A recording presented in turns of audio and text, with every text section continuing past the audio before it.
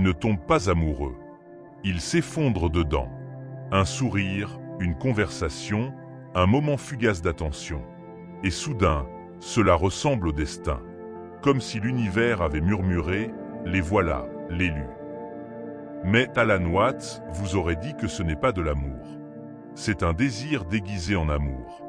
C'est l'écho d'un passé non aimé qui tente d'écrire un avenir meilleur trop rapidement. Parce que quand on n'a pas été profondément vu, la première personne qui remarque votre profondeur semble être le destin. Et quand on n'a pas été choisi, même une petite chaleur semble être un feu qu'il faut entretenir à tout prix. Ce n'est pas de la bêtise. C'est de la psychologie. Allons plus loin.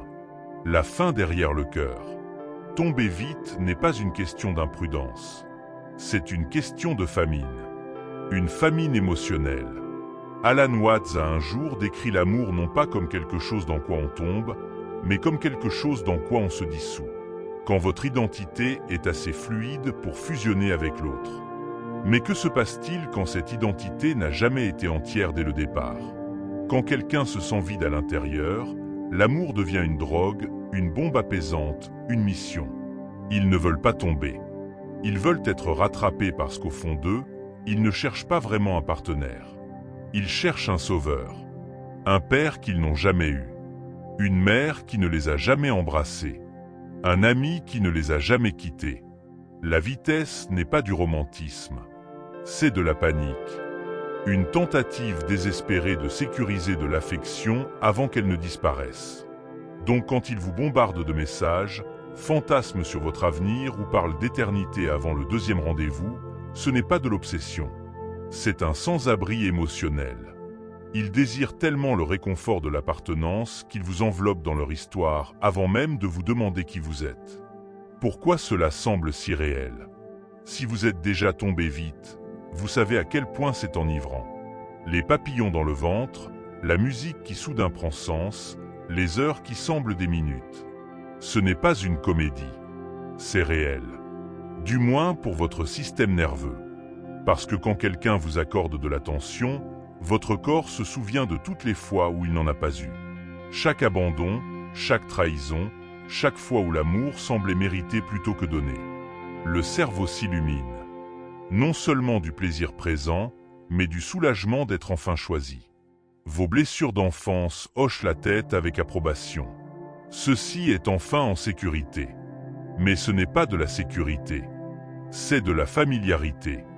Nous confondons l'intensité avec l'intimité, le drame avec la profondeur, la chimie avec la compatibilité. Alan Watts avertissait, nous confondons la sensation de revivre avec une preuve d'alignement. Mais souvent, ce n'est que votre trauma qui se réveille. Vous n'êtes pas amoureux. Vous êtes en reconnaissance. Vous reconnaissez le sentiment, la dynamique, le schéma. Et comme ça, vous êtes accro. Le miroir de l'infatuation. Il y a une raison pour laquelle les personnes qui tombent vite idéalisent souvent. Elles voient dans l'autre non seulement une personne, mais une possibilité, un rêve, un avenir, un symbole. Elles projettent tout ce qu'elles veulent ressentir sur quelqu'un qui les connaît à peine. Tu me comprends comme personne ne l'a jamais fait, disent-elles. Mais comment le pourraient-elles après 2 conversations? Elles ne le peuvent pas. Vous avez rempli les blancs. L'infatuation porte rarement sur qui est l'autre personne. Elle porte sur ce qu'elle éveille en vous. Elles deviennent un miroir, renvoyant vos espoirs les plus profonds, votre douleur enfouie, votre désir non exprimé. Vous ne les aimez pas. Vous aimez la version de vous qui apparaît auprès d'elles. La version ouverte, douce, aimante, désirée que vous vous autorisez rarement à être.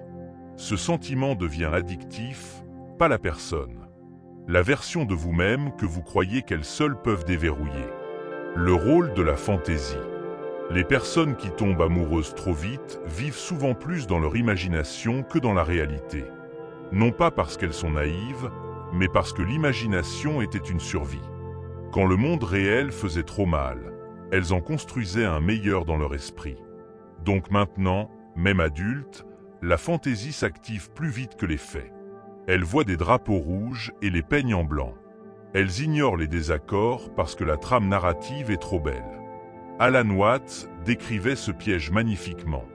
Vous ne tombez pas amoureux. Vous tombez amoureux de votre propre idée de l'amour. Vous vous persuadez que cette personne vous complète parce qu'au fond, vous craignez d'être incomplet. Pourquoi elles poursuivent si fort? Poursuivre quelqu'un trop vite n'est pas toujours une question de confiance. C'est souvent une question d'urgence. Une urgence enracinée dans la croyance que si je ne sécurise pas cela maintenant, je perdrai tout. Ce n'est pas romantique. C'est de la survie. Les personnes qui tombent vite ont souvent une terreur du rejet. Donc, elles agissent rapidement pour créer des liens, des plans, des engagements. Si elles peuvent verrouiller cela tôt, elles peuvent éviter la peur d'être abandonnées. Mais voici le paradoxe. Cette même urgence repousse souvent l'autre personne. La chose même qu'elles craignent, l'abandon, est déclenchée par la façon même dont elles aiment. Donc, elles se retrouvent à nouveau abandonnées, se demandant ce qui a mal tourné. La vérité. Elles n'ont jamais été aimées pour qui elles étaient, seulement pour l'intensité de leurs besoins. La sagesse qu'Alan Watts murmurerait. Alan Watts croyait que l'amour n'est pas quelque chose qu'on accomplit. C'est quelque chose qu'on permet. Il surgit naturellement quand deux personnes entières se rencontrent et s'adoucissent en présence l'une de l'autre. Si vous tombez trop vite, ce n'est pas parce que vous êtes brisé. C'est parce qu'une partie de vous guérit encore. Mais guérir n'est pas ralentir l'amour. C'est ralentir la peur qui rend l'amour urgent. Parce que le vrai amour ne se précipite pas. Il écoute. Il se déploie. Il respire. Watts disait, « Le sens de la vie est juste d'être vivant. » C'est si simple, si évident et si évident. Et pourtant, tout le monde court dans une grande panique comme si c'était nécessaire d'accomplir quelque chose au-delà d'eux-mêmes. Cette panique, c'est ce qui ruine la plupart des amours modernes. La croyance que l'amour doit réparer quelque chose en vous au lieu de révéler quelque chose des déjà entier. Mais que se passe-t-il quand vous rencontrez enfin quelqu'un de sincère? C'est là que les choses se compliquent.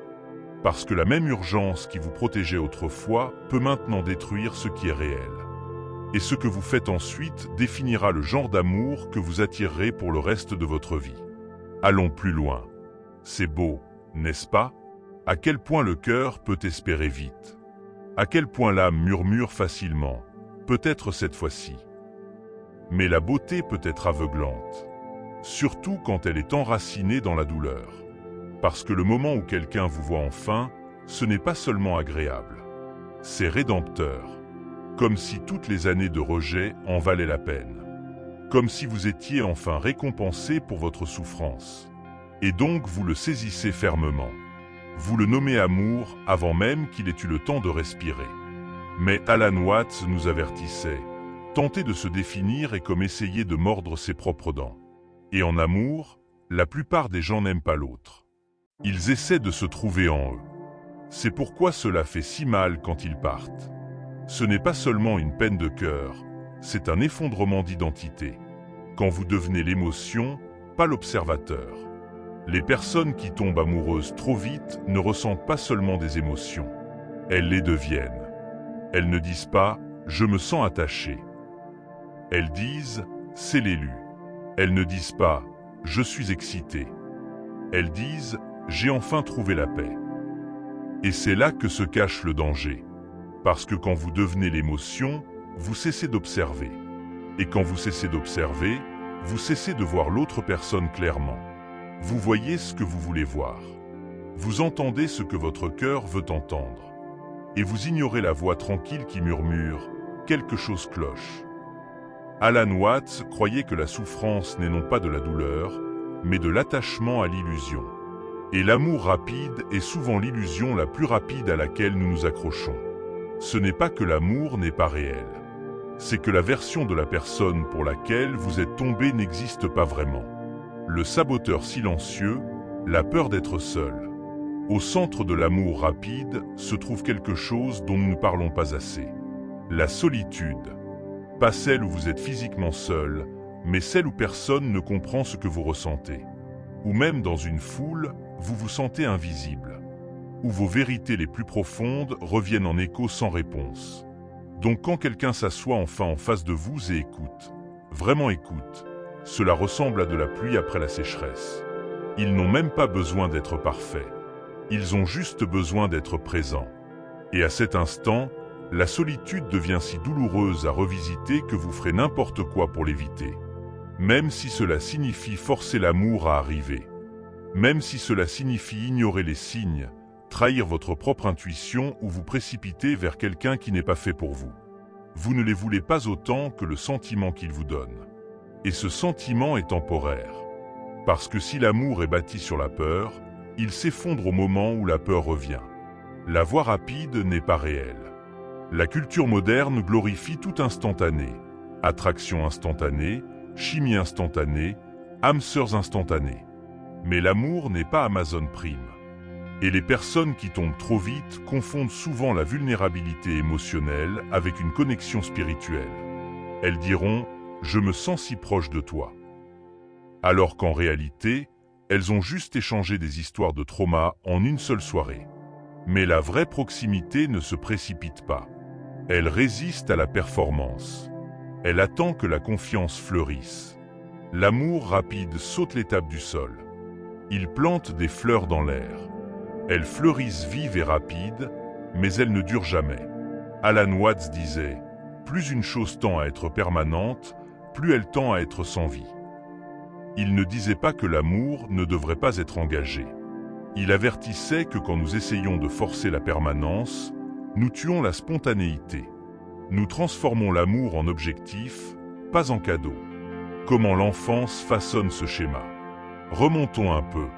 Imaginez être un enfant qui n'a jamais reçu d'amour inconditionnel, où les louanges se méritaient, l'attention était rare et l'affection inconstante. Que se passe-t-il? Vous grandissez en pensant que l'amour est une récompense, que vous devez prouver votre valeur, que si quelqu'un vous choisit, vous feriez mieux de vous accrocher fort parce qu'il pourrait changer d'avis. Et quand cette blessure reste non guérie, vous la portez dans l'âge adulte et l'appelez romance. Vous commencez à tomber, non pas parce que vous êtes ouvert, mais parce que votre enfant intérieur mendie encore d'être tenu. Alan Watts décrivait l'amour comme la dissolution de l'ego. Mais que se passe-t-il si votre ego a été bâti autour du fait d'être indésirable? Alors l'amour devient un champ de bataille, un endroit pour prouver que vous comptez. Vous ne cherchez pas l'amour, vous cherchez la victoire. L'illusion de l'intensité mutuelle. Un des plus grands pièges. Quand les deux personnes tombent trop vite, cela ressemble à de la magie. Deux âmes qui s'entrelacent instantanément, qui finissent les phrases l'une de l'autre, qui confessent des sentiments en quelques jours, qui planifient des avenirs en 2 semaines. Mais l'intensité n'est pas de la stabilité. Et le chaos mutuel n'égale pas la compatibilité. Parfois, ce n'est que 2 personnes non guéries qui confondent la volatilité émotionnelle avec la passion. Ce qui semble être du destin pourrait juste être un trauma mutuel. Et l'écrasement est aussi rapide que l'ascension. Alan Watts croyait que la vraie connexion vient non pas d'une synchronisation parfaite, mais d'apprendre à danser avec le rythme de l'autre au fil du temps. Si votre histoire d'amour saute ce rythme, ce n'est peut-être pas une histoire, juste une étincelle. Et les étincelles s'éteignent vite. La vérité que la plupart ne vous diront pas. La raison pour laquelle tomber trop vite fait si mal n'est pas parce que c'est embarrassant ou irrationnel. C'est parce que vous laissez quelqu'un toucher les parties les plus tendres de vous avant qu'il n'ait gagné le droit de les tenir. Vous invitez quelqu'un dans le temple de votre âme et il laisse des empreintes boueuses. Mais cela ne signifie pas que vous êtes brisé. Cela signifie que vous apprenez. L'amour n'est pas mesuré par la rapidité avec laquelle il commence, mais par la douceur avec laquelle il grandit. Alan Watts disait « Les choses sont ce qu'elles sont en regardant l'univers la nuit ».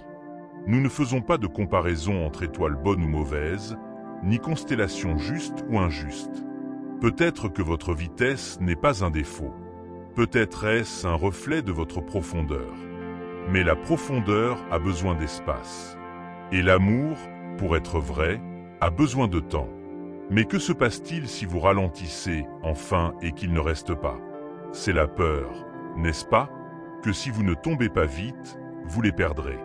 Que si vous ne vous ouvrez pas rapidement, ils partiront. Que l'amour doit être immédiat ou qu'il n'arrivera pas du tout. Mais peut-être est-ce le test pour voir si vous pouvez rester calme dans le silence. pour voir si vous pouvez être entier sans vous précipiter pour remplir l'espace avec quelqu'un d'autre. Parce que l'amour qui reste n'a pas besoin de sprinter.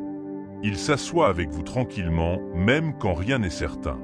Et il attend le moment où vous êtes enfin prêt, non pas à tomber, mais à vous élever avec quelqu'un à vos côtés. Vous pensez que c'est magique, ce que vous ressentez dans les 10 premières minutes, que d'une certaine façon l'univers vous a donné un signe, alors qu'en réalité, c'était votre système nerveux qui essayait de se sentir en sécurité dans un monde qui l'est rarement. Nous ne tombons pas pour des personnes. Nous tombons dans des schémas, dans l'espoir, dans l'illusion d'être compris sans dire un mot. Et quand quelqu'un vous regarde juste comme il faut, quand ils disent quelque chose de familier, quand ils reflètent vos émotions ou vos blessures ou votre rythme, cela ressemble au destin. Mais c'est souvent un trauma déguisé.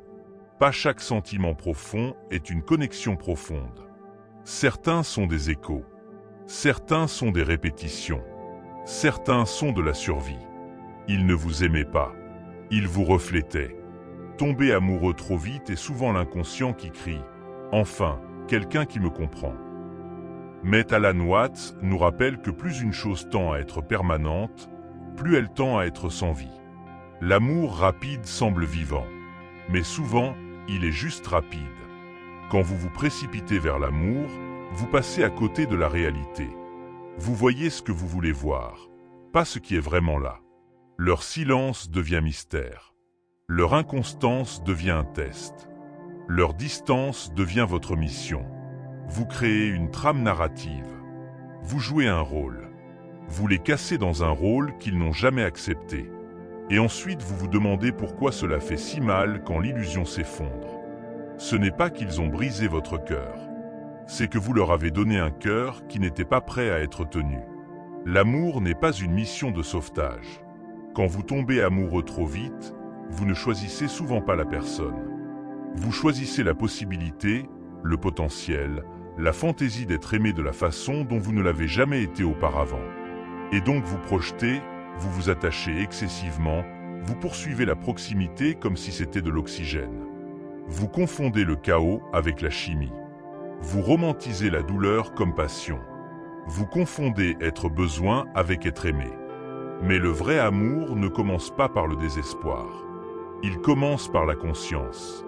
Quand vous aimez depuis un lieu de vide, vous cherchez des personnes qui comblent le vide, pas celles qui vous aident à grandir au-delà. Alan Watts avertissait « Tenter de se définir est comme essayer de mordre ses propres dents ». Quand vous poursuivez quelqu'un pour vous définir, vous validez, prouvez votre valeur, vous devenez accro à la poursuite, pas à la connexion. Vous n'avez pas besoin que quelqu'un vous sauve. Vous avez besoin que quelqu'un vous rencontre. L'illusion de l'élu. Il y a une raison pour laquelle vous croyez aux âmes sœurs. Cela donne une structure au désir. Cela justifie votre souffrance. Cela romantise votre douleur. Mais Watts dirait, nous sommes tous aussi extraordinaires qu'ordinaires. Le mythe de l'élu cache souvent la vérité. Vous n'avez pas fait la paix avec votre solitude. Donc vous cherchez quelqu'un avec qui fusionner, quelqu'un qui vous fait oublier la souffrance, quelqu'un qui devient l'évasion de votre propre immobilité intérieure. Mais cela mène à la panique, à l'obsession, à des sautes d'humeur émotionnelles. Quand ils ne répondent pas à vos messages, vous tourbillonnez. Quand ils s'éloignent, vous poursuivez plus fort. Quand ils vous blessent, vous le justifiez. Parce que les perdre semble perdre de l'air. Mais la vérité est que vous ne les avez pas perdus. Vous vous êtes perdu dans l'idée d'eux. Vous avez aimé le sentiment, pas la réalité. Vous avez aimé ce qui s'est éveillé en vous, pas nécessairement qui ils étaient. Vous ne voulez pas l'amour, vous voulez le soulagement. Quand vous tombez vite, ce n'est souvent pas l'amour que vous désirez. C'est le soulagement de la solitude, le soulagement du vide, le soulagement de se sentir invisible. Mais l'amour né du soulagement peut devenir une dépendance. Il met de la pression sur l'autre personne pour réguler votre douleur, pour toujours être là, pour ne jamais décevoir. Mais personne ne peut porter ce poids pour toujours. Vous devenez anxieux. Ils deviennent évitants. Vous vous accrochez. Ils fuient. Vous souffrez. Et ensuite vous appelez cela le destin. Mais l'amour n'est pas du soulagement. L'amour est présence. L'amour est la connaissance tranquille que vous êtes suffisant avec ou sans quelqu'un dans vos bras. Si vous tombez toujours vite, ralentissez. Avant de retomber, demandez-vous, est-ce de l'amour ou de la solitude? Est-ce de la chimie ou une façon de coping? Est-ce que je connais vraiment cette personne ou j'aime juste comment elle me fait sentir? Parce que l'attraction est souvent de la familiarité. Et si vous avez grandi dans l'inconstance, le silence ou la négligence émotionnelle, vous serez attiré par des personnes qui répètent ce schéma. Non pas parce que cela fait du bien, mais parce que cela semble connu. Alan Watts disait, c'est le vrai secret de la vie. Être complètement engagé dans ce que vous faites ici et maintenant, et l'amour exige la même présence. Ce n'est pas trouver quelqu'un qui vous complète. C'est devenir quelqu'un qui ne s'abandonne pas même dans la précipitation de la connexion. Vous pouvez toujours croire en l'amour, mais ne le précipitez pas. Ce n'est pas une histoire contre l'amour. C'est un rappel que l'amour n'est pas trouvé dans les feux d'artifice. Il est construit dans le bois de chauffage. Dans les moments quotidiens, dans une confiance lente, dans une communication honnête, dans l'apprentissage d'être pleinement vu sans se précipiter pour impressionner ou performer. Vous n'avez pas besoin de tomber vite pour prouver que vous êtes capable de ressentir profondément. Laissez l'amour arriver lentement. Laissez-le se prouver. Laissez-le pousser des racines avant de fleurir. Vous méritez un amour qui ne s'agit pas de vous sauver, mais de marcher avec vous. Un amour qui ne vous fait pas oublier qui vous êtes, mais qui vous aide à vous souvenir de qui vous êtes. Donc, si vous êtes déjà tombé vite auparavant, ne vous hontez pas. Vous essayez de guérir, mais maintenant vous savez mieux. Et guérir ne ressemble pas toujours à s'accrocher à quelqu'un. Parfois, cela ressemble à s'accrocher à soi-même. Et c'est là que le vrai amour commence.